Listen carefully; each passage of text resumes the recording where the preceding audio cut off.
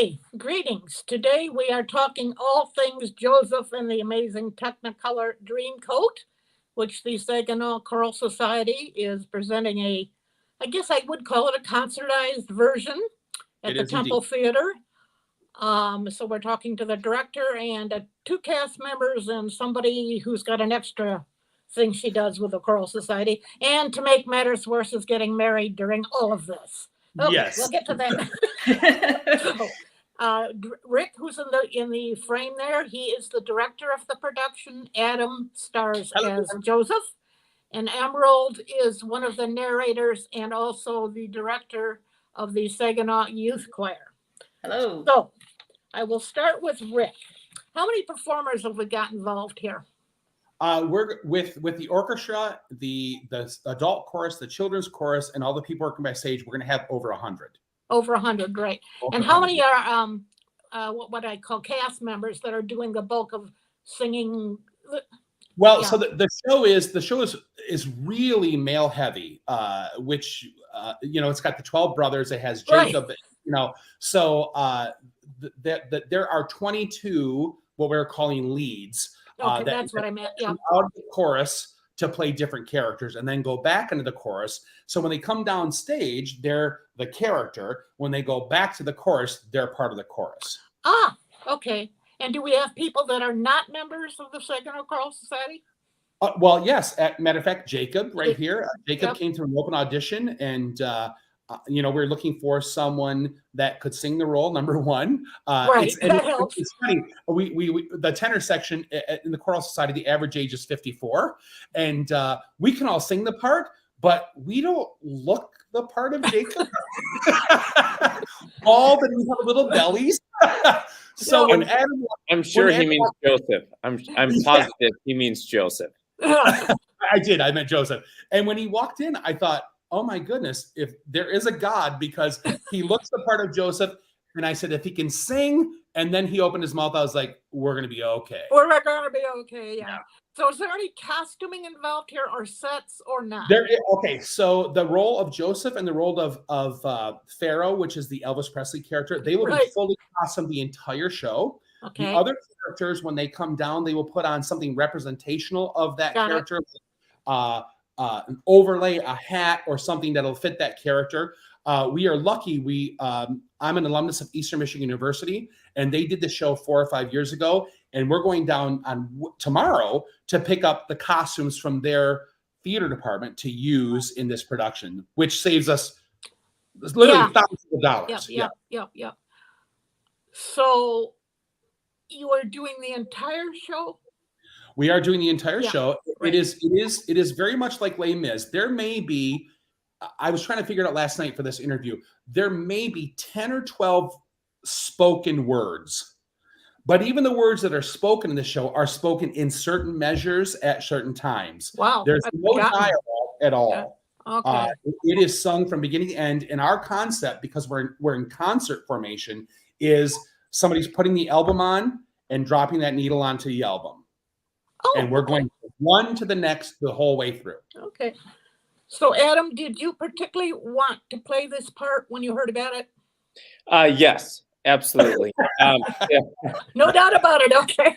So, interesting story. When I was 17, I only wanted to play trumpet in a Glenn Miller orchestra, and that was it. I didn't sing. I didn't know I could sing. And when I auditioned for Joseph was the first time that I ever sang in front of an audience. And so this is almost an anniversary for me of 20 years in the making. And so when Rick and Kevin and Jeremiah said, can you come audition? I absolutely was salivating to have this opportunity to, one, work with three extremely talented people, but also do this part again. And so, yes, to answer your question, I was very ecstatic to try to. What is it you like about this character out of all the characters out there in the world? What is it that draws you to him? One thing that draws me to it is the bridge between the Old Testament and the New Testament. Joseph is it's not a mirror image, but it is a character that does foreshadow Christ. And so, yes, and his trials and struggles and what happens. And the neat thing is, and the struggle at the same time, as Ric pointed out, is I look younger than I am when I shave. So older than I am when I shave. So your words, not ours. So being the innocent Joseph at the beginning of the musical and the seasoned, for lack of a better word, at the end, I can relate to, as there are so many struggles in life and everything that goes through this. But it is quite a redemption story of the grace of God. And that's why I love this part so much. And Adam, tell everybody what you do for a living. I was just going to say, because I think there's a connection there too. So the connection to this role is indeed that my music director, whom just passed away this month, unfortunately, I cannot sing her funeral, but Carol Baronic was the one that said, I think you should sing for Joseph. She started my music career, and it was God that grabbed my heart and said, you need to do this for a living. And I'm the worship director at Peace Lutheran in Saginaw. So I now sing worship songs for a living. And so that's how this whole thing started and how I hope it ends. Yep. Not with this show. Please, Ric, don't. No, I'm not letting you go away from me that fast. I have plans for you. Yeah, we all have plans, right? Yeah. So what are the challenges of the role? A lot of it is, like I stated, you have to, in a short amount of time, because this is not a long musical. No. You have to relate everything from young Joseph to old Joseph in a very short time. And to the audience, it seems like a year or two has passed, and that is not the case. A lot of it is just portraying to the audience the heartbreak of being betrayed and forgiveness. Okay. And that has to come through in a very short time. Right. And through direction from Ric and with the music, the way it's written, you do feel that. Okay. And the way Ric has guided us in how to portray that role. So that is the biggest challenge. So, Emerald, you are one of, I believe, 3 narrators, which is an unusual thing in a musical. What is their role in all of this? Think about it like your favorite audible narrator who comes along, you sit back, relax, and you know that the story is in good hands, and all you have to do is listen to follow along.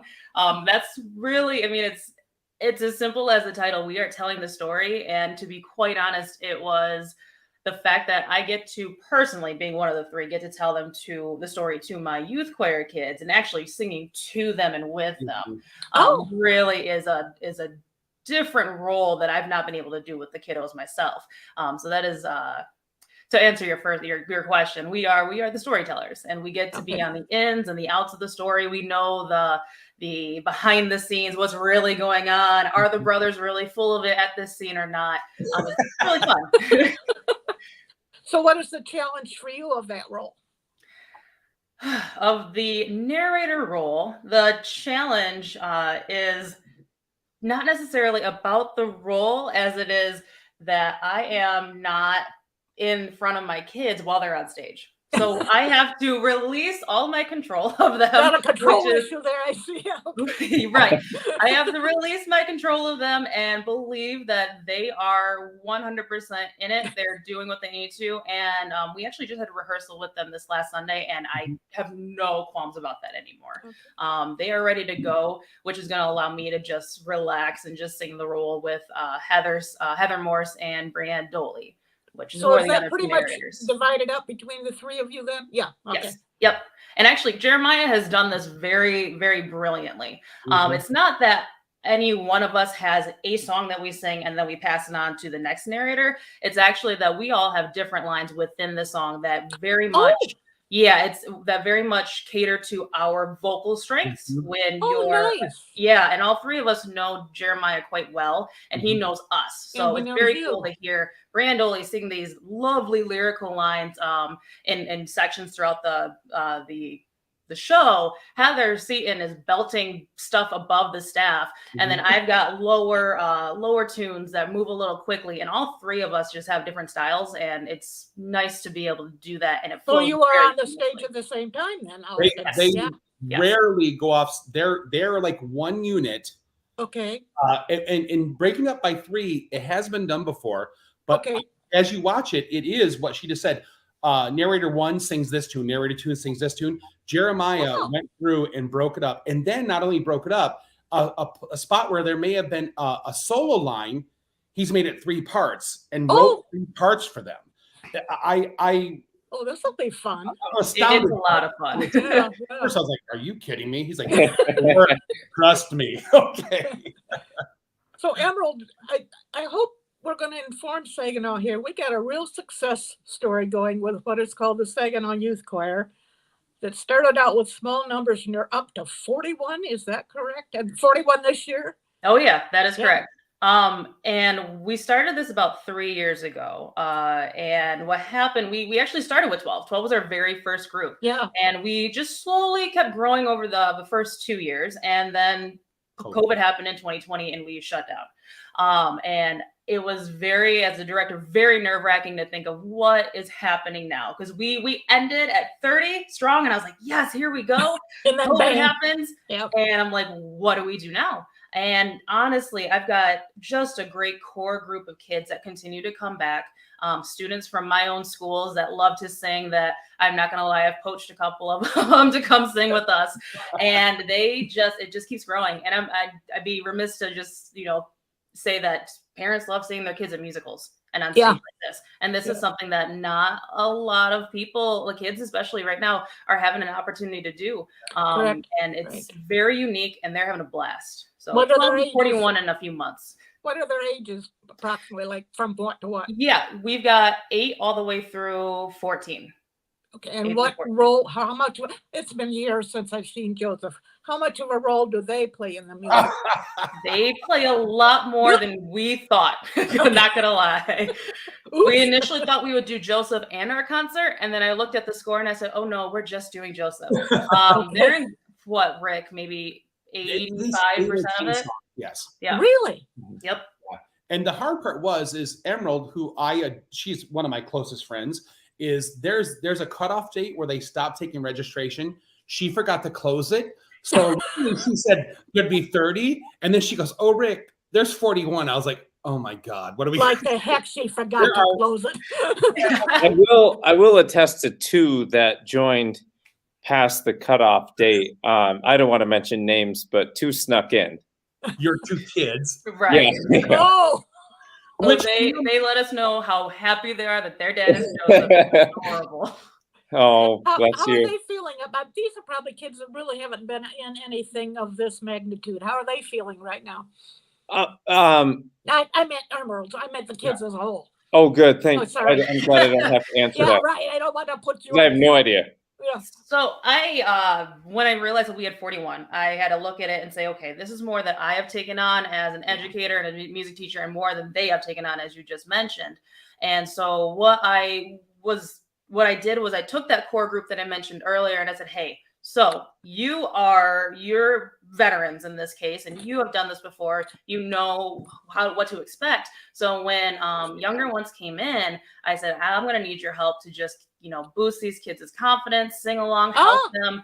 And honestly, with those older singers that have been with me for the last 3 years or so, they're ready. I don't see nerves. I just see excitement. They left just all kinds of jazzed on Sunday after rehearsal. They are ready. Janet, we had the kids by ourselves, and I said, Emerald, where would you like to start? What measure? And a little guy who is adorable said, Mr. Rick, it's called a Q. And I was like, you're right. Emerald, what key would you like to start at? They're very precocious, and the thing about it is she runs the place. She runs this group with a lot of discipline, but never a negative discipline. Yeah, that's important. They follow her so beautifully. The first time they sang with the adult choir, that they came in for the la la la la's in Close Every Door. all the adults sat up and went, "Oh my God," because it's such a different timbre than the choral society's Very used to. different. And And it was 41 voices lovely. is significant. Yeah, right, Yeah. right. And what Emerald didn't tell you is her and Jeremiah also we have a steel pan group Yeah, now yeah.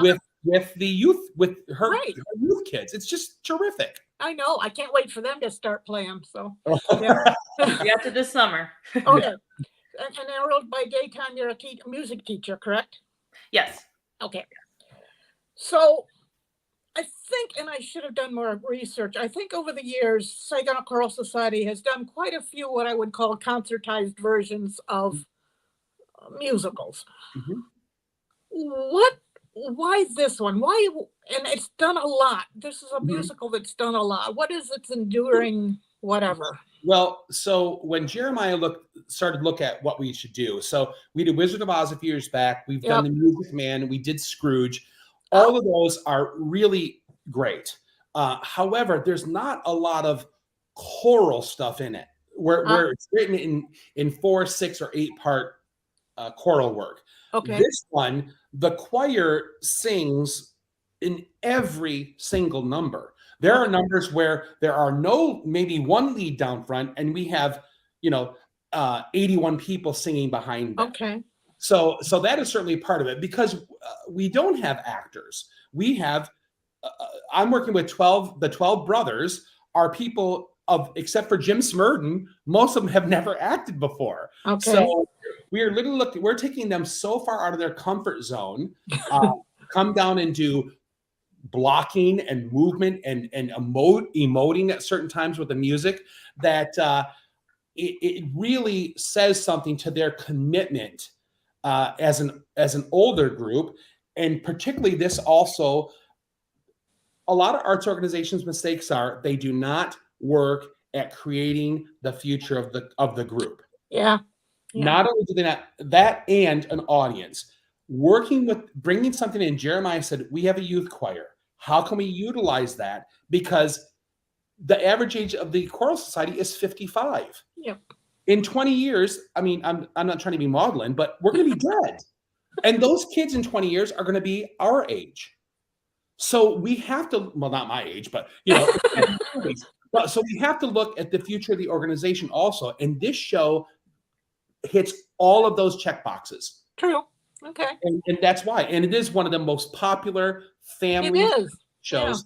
Yeah. And you can bring grandpa all the way down to a 3-year-old grandkid and sit and watch the show and not worry about a thing. Yeah. So for each of you, in a fairly short answer, why should people come to this? What do you hope they get out of it, and what do you hope you get out of it, perhaps? Emerald, I'm going to jump in. I was going to pass it to you, and then I thought, no, I would rather people forget my answer and then end with you. So,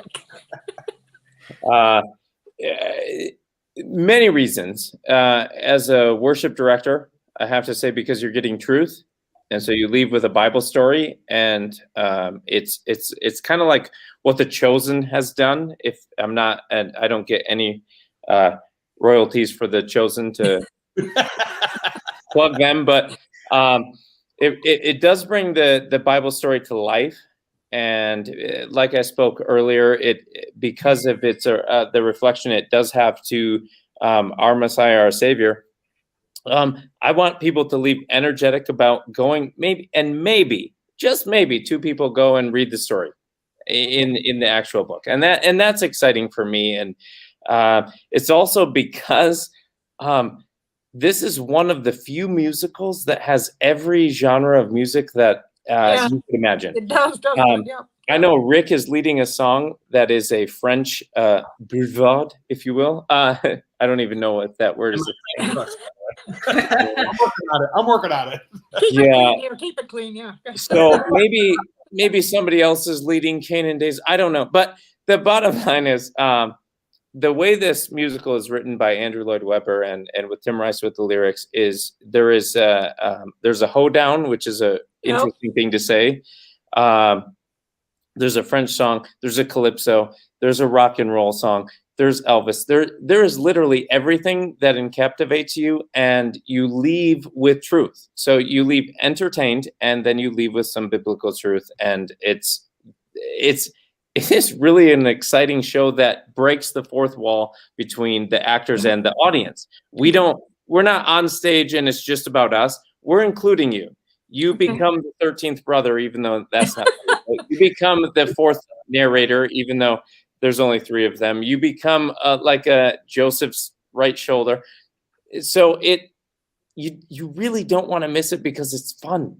It's fun. And I believe that this show is something that will be talked about for a while, and you don't want to miss out. Yeah. Emerald, how about you? My answer is really simple. It's the topic I've not been able to stop talking about. Come see the kids. I mean, outside of everything else, I mean, the amount of work that the adults are putting in, the kids are putting just as much. And they're gonna be so darn cute, and they'll surprise you. So will they be wearing your T-shirt? Will they be wearing those or? No, they actually have a Joseph multicolor shirt. I think the kids are the only ones that will be in their own style, right? Kids are in all rainbow colored shirts. That have the Joseph logo, and the adults are in a black shirt with the Joseph logo, and then they accessorize with their costumes. Like you mentioned, yeah. Okay, Rick, for your summary, why should people come and what do you hope they take and you get? Well, I think people should come. Number one, it is a completely uplifting program. There are very few things that you can take generational family members to. True. I think that is very important to teach younger children the arts are important, and you can go see them, because that's not always happening.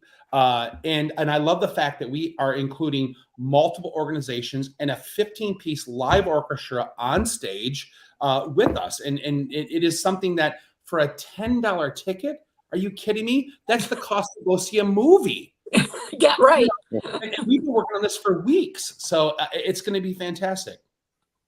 Okay, to remind people, it is Saturday, April 30th at the unusual time of 3 p.m., not an evening performance. Because of the families, yeah. Yep, and it's at the Temple Theater. Tickets are sold only through the Temple Theater, so That's don't correct. try to buy them on here, which sometimes people do. Adult tickets, I believe it says 30, 25, and 10, and then students 10, correct? That's correct, yep. So be there or be square. Okay. That's right. Okay. Thank you all for your time. Thank you. We appreciate it tremendously. Okay.